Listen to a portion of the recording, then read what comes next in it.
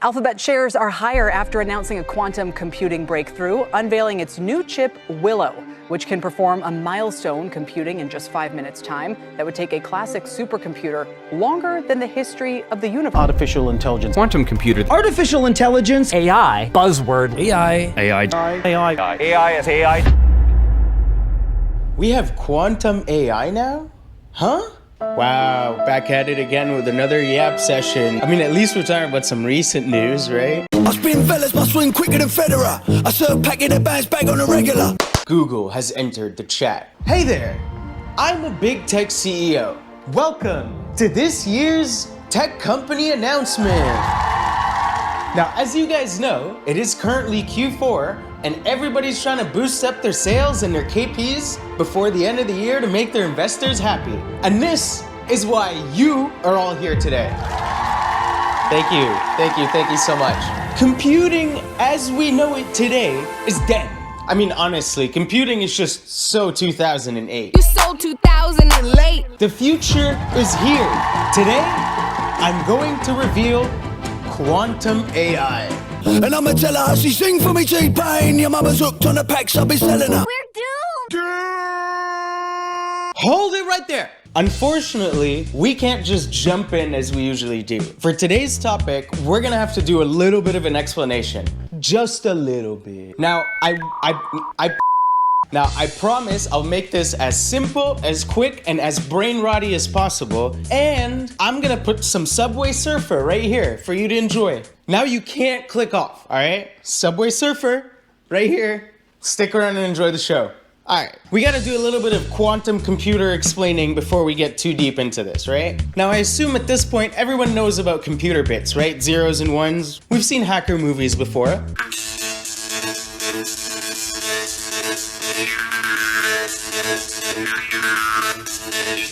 Now, with quantum computers, instead of bits, they have qubits, which are just like normal bits, but it's like a new patch. Think of it like Fortnite Season 2, Chapter 69. It's that new. Normal bits can only be zeros or ones. A qubit, it could just hold more info simultaneously. That's all we need to know. Like I said earlier, quantum computing is just a new Fortnite patch. That's all we need from this. You liking this, eh? You liking this? Let's not worry about the details too much. Now that we know what a qubit is, all right, the reason we don't use quantum computers yet is that qubits are extremely delicate and constantly produce errors. Some qubits even have higher error rates than others, so it's not like all qubits are made equal. Try to think of the qubit, in this case, as a little newborn baby.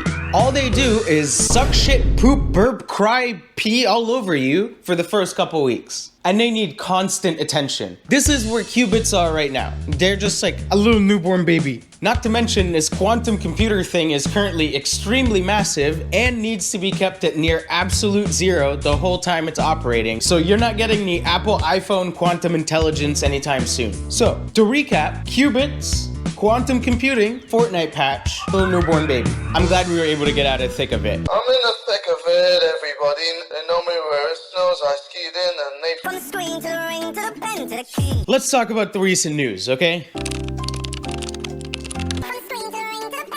Let me read some of the headlines for you. Google claims quantum chip may prove existence of a parallel universe. The quantum computation occurs in many parallel universes in line with the idea that we live in a multiverse. Google unveils mind-boggling quantum computing chip. 10 septillion years on one of today's fastest supercomputers. Now here's the thing. It is impressive. Sure, they've done some stuff, right? But that's not what the headlines are about. The headlines are all about multiverses, 10 septillion years. First of all, this 10 septillion year thing, okay, is in certain applications, like one specific benchmark that's called RCS. And without getting into too much details about what RCS is, it is how to simulate a quantum computer. So it's needless to say that quantum computers would have a bit of a home field advantage, you know? Here's a clip of someone from Google talking about this. Random circuit sampling is not useful for an application. RCS, yeah.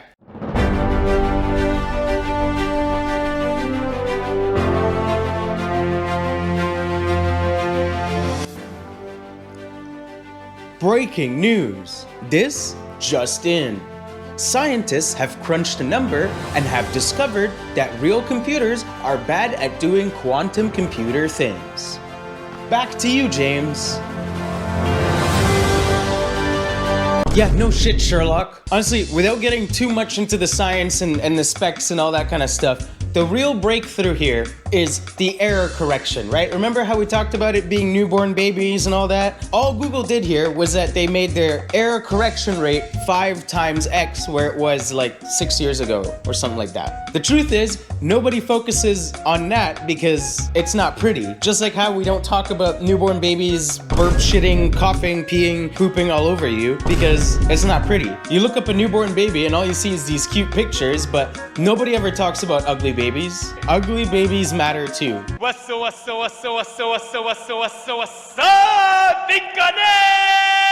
Bitcoin! No. Hop in the cab, I'm banging me crossword up. Heading the west and I'm banging the push word. This news came out and it got the whole world sounding the alarm bells, alright? All these crypto bros, the price of Bitcoin just went whoosh.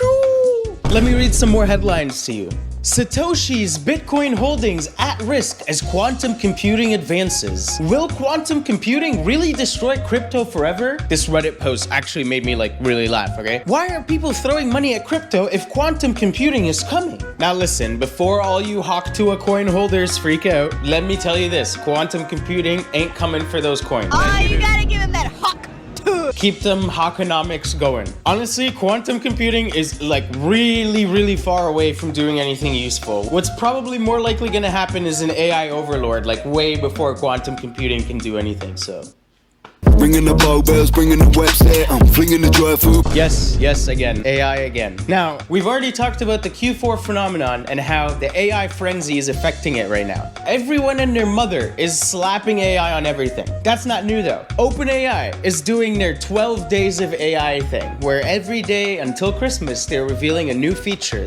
They announced Sora 3 days in and got a whole bunch of coverage and stuff. Google did the AI podcast thing earlier with Spotify, which we covered in this video. Google literally just announced a whole bunch of stuff this morning before I started shooting this video, so we're gonna have to talk about that. Maybe a little later though. Before we jump too deep into this AI conversation, we're again gonna have to do just a little But hold on. I will give you back the Subway Surfer. Maybe I'll even throw some kinetic sand or something. I don't know. Whatever I'm feeling while I'm editing. We all know about AI, right? It's everywhere. But here's the thing. What if I told you that your old junk spam filter in your crusty ass Hotmail is also AI? Would you believe me? Literally anything is AI. AI is such a loose term that it's encompassing of all. Here's the definition, okay? A computer system that can perform a task that usually require human intelligence. Now that's so vague, an auto-hotkey script is AI. Now the term AI even goes all the way back to the 1950s, but you might ask, why is AI such a thing in recent years? What's causing all of this AI craze? Why?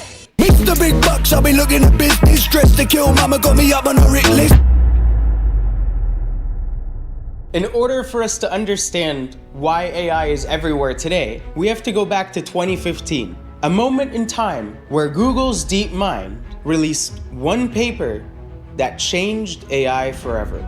The board game Go has been around for over 2,500 years and is believed to be the oldest and most played board game of all time. See, a game like chess has a much smaller board and much fewer possibilities than a game like Go. For example, a Go board has 361 spaces as compared to chess's 64. This means that the number of legal moves per turn are about 150 to 200 as opposed to the chess's average of 37. The sheer complexity of this game had made it a holy grail for artificial intelligence research up until that point. So for the longest time, up until 2015, the best a computer can do at Go was reach an amateur level. But in 2015, things were about to change forever. Enter AlphaGo Zero. Google's DeepMind released a paper in 2015 and later in 2016 challenged the top-ranked player in Go history, Lee Sedol, for $1 million game. Lee said prior to his match that he's gonna win this for humanity. He lost 4-1, so The reason that joke wasn't funny is because Lee was so humbled after losing that he retired. So maybe I shouldn't roast him. Now, is Lee the one to blame for the— I swear I'm gonna stop roasting Lee right now. We're done. AlphaGo Zero. That was arguably the first time we see AI outperforming humans in a real world task or benchmark. By the way, a little down the road, Google put out another edition of this AlphaGo AI that beat the old version 100-0. You might ask, what was the breakthrough that caused the DeepMind team to figure out AlphaGo like that? They basically just taught the AI to play the game from scratch. They gave it the rules and a blank slate. This type of learning is known as the The most important idea in AlphaGo Zero is that it learns completely tabula rasa. Big words. Point is, up until that point, nobody has tried to tackle the problem in that way, on a blank slate with just the rules. They would have to play thousands and thousands of games to figure it out. They even talked about how AlphaGo reached the point of where humans are at right now, but then it quickly ditched those in favor of its own strategies. So it had figured out the game at a much deeper level than us humans can. This fundamental way of teaching a machine how to learn something caused so many breakthroughs in these few years at DeepMind. They made AlphaStar, which is basically the same as AlphaGo but with StarCraft. And at first it had some restrictions where it could see the map, but then later on it reached Grandmaster with all 3 races without any restrictions. If you played StarCraft in 2019, you might have gone up against this thing. Protein folding advancements were all done with DeepMind. You could even credit ChatGPT directly to a DeepMind project called WaveNet. This was a text-to-speech system developed in 2016, but it was too resource intensive to bring to market. They eventually made it better and faster. Later in 2017, it became the Google Assistant as we know it today. The list goes on and on for papers and projects that started in Google's DeepMind AI around the 2015-2016 time that are all impacting our lives today. In fact, a lot of the people that worked on these projects back then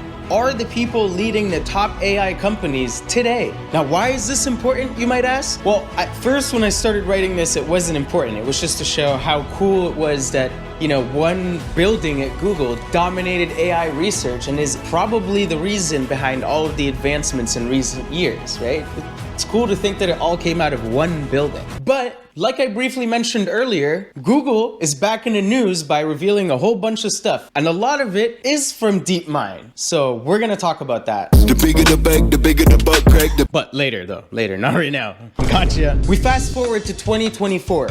AI is absolutely everywhere. The OpenAI whistleblower was just killed this last week, or he was found committed suicide, right? Coincidentally. Chatbots are telling people to kill themselves. Not in Minecraft even. And the internet is soon gonna be full of AIs responding to AIs. Have you heard of the dead internet theory? AI hallucinations are absolutely everywhere. Which, can we just go on a little side tangent to talk about AI hallucinations? And I've been whipping a wire popping a Benson. More explaining, you guessed it. We're back. AI hallucinations, okay, is the term they use to describe when AI is just coming up with bullshit out of their ass, right? When the AI starts feeding you BS, that's hallucinations. Now, I'm really not sure why we chose such a human sounding name. Why couldn't we just say it's the BS problem, inaccuracy? Hallucinations was the best we can come up with? Really? Point is, okay, this hallucinating problem exists in many forms, okay? I personally like to refer to it as the don't look up problem. See, generative AI is less generative and more of a DJ. It's just remixing tracks. It's not really making anything new. It's the remix, whip it. What this means, okay, is that it lacks real understanding, spatial awareness, object permanence. Look at this example from MKBHD's video. The front leg becomes the back leg becomes the front leg. It's all over the place, right? That's because it doesn't really understand physics and what walking is and where these limbs should be. It just knows that it should roughly all kind of look like that. This is a video model that generates Minecraft gameplay based on footage that it has seen before. Everything in this world, in this instance, on this tab, is generated for you based on your inputs. It's completely unique to you. This is very fascinating. You can spend hours walking around here, but here's the thing. Once you look up, the illusion breaks. the AI just starts hallucinating and it all becomes one big sky. It doesn't know where the sky ends and where the horizon starts. It's just... Okay, now that we're out of the thick of it, From the screen to the ring to the pen to the... let's get back to AI. Like I said, OpenAI has released Sora to the public, and even with a $200 subscription, the amount of AI-generated footage has skyrocketed on YouTube in the last few days. And like I mentioned earlier, Google announced a whole bunch of stuff this morning, so let's talk about it. Slow-mo vision, I've been puffing the piece. I don't really have any notes for this, so you're gonna have to bear with me. This is all gonna be live here. Okay, so one of the things that Google announced here, and is arguably the most important thing that they've announced, is Veo 2. Veo has been Google's Sora, if you will, their video generation AI. And just like the rest of the AI companies, Google is trying to rush their Q4 KPIs up. So they put out Veo. And the thing with Veo is, it's like way better than everything we've seen so far. And this was put out by Google's DeepMind, along with a bunch of other stuff, by the way. Whether it's Veo 2 looking way better, or all the other quantum/AI advancements that Google's DeepMind is doing today, it seems like Google's DeepMind is back on top. This might be the beginning of the new Google DeepMind era. And I'm ready for it. This Veo stuff is so impressive. Different frame rate jitter stuff is like barely present. Physics, this tomato clip blew my mind. Like, yes, the tomato slice is kind of weird and things kind of still shift into weird spots, but it understands that the plump tomato is juicy. I want to eat that tomato, bruh. I'm honestly just mind blown and probably would have better thoughts about all this Google stuff if I like sat with it, but I think we're just gonna move on. Let me show you this other clip from MKBHD's video. I also asked for a video of a tech reviewer sitting at a desk, and I said nothing about this fake plant. Clearly, we already know that these are AI-generated videos that have to come from some source material. Are my videos in that source material? Is this exact plant part of the source material? Is it just a coincidence? Are they training AI on this video right now? I got a notification from my YouTube Studio app just last night about opting in or out of AI training on YouTube. What if I told you that this entire video was AI generated? Okay, it really wasn't, but this got me thinking, can I just generate YouTube videos now? I know AI faceless channels have been a thing for a while, but I'm talking about generating me. And this is why I decided to give all of my data to this other company, for science, of course. So please subscribe for science. Hello, I'm Omar, and this is my training footage for my new AI. I went on this website to create an AI avatar, and it took me under an hour to get something this high quality. The results are truly mind-boggling. This thing even works in many different languages. هذا الشيء يعمل حتى بعدة لغات مختلفة. 在这个网站上创建了一个 AI 头像. Did I mention that I did all of this for free? Granted, they do have my data now, but I paid $0 for this. This is already fucked up. We don't have to wait for a future that looks like a Black Mirror episode. The Black Mirror episode is already here. I am not about to leave you with a big brain message to close out this video, but maybe the message I can leave you with here today is to subscribe so you can hear a professional hater yap about this as it's happening in real time. Thanks. Thanks. Thanks. And I'ma tell her how she sing for me, T-Pain.